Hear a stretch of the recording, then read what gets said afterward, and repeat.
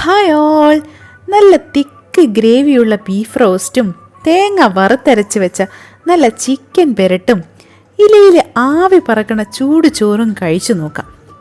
ദായു and me വ്ളോഗ്സിലേക്ക് സ്വാഗതം.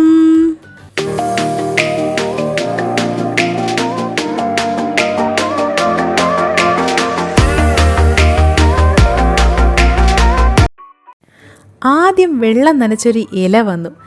പിന്നെ കൂട്ടുകറികൾ ഓരോന്നോരോന്നായിട്ട് വന്നു. അച്ചാറ്, വെള്ളരിക്ക പച്ചടി, ബീട്രൂട്ട് തോരൻ, അവിയൽ.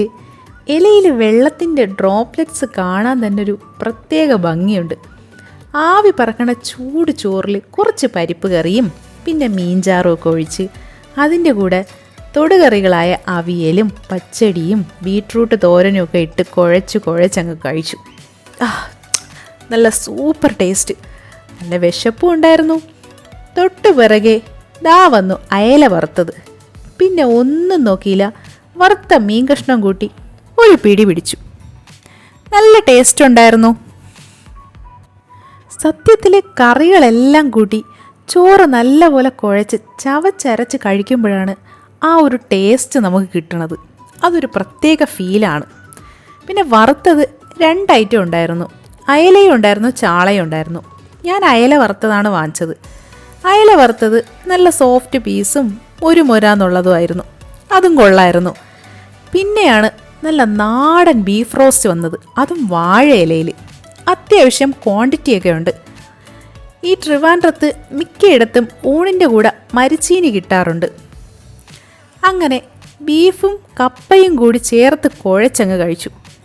ആഹാ, നല്ല അടിപൊളി ബീഫ് നല്ല വെന്ത സോഫ്റ്റ് പീസായിരുന്നു. നല്ല മസാലയൊക്കെ പിടിച്ച സെറ്റ് സാധനം, അന്തസ്. പിന്നെ ഒരു ഹാഫ് ചിക്കൻ പെരട്ട് വാങ്ങി. അത് തേങ്ങയൊക്കെ വറുത്തരച്ച ചിക്കൻ പെരട്ടാണ്. ചിക്കൻ പെരട്ടും മരിച്ചീനിയും നല്ലൊരു കോമ്പിനേഷനായിരുന്നു. 120 രൂപയ്ക്ക് ഫിഷ് ഫ്രൈയും ഊണും. അത് വറുത്താണ്.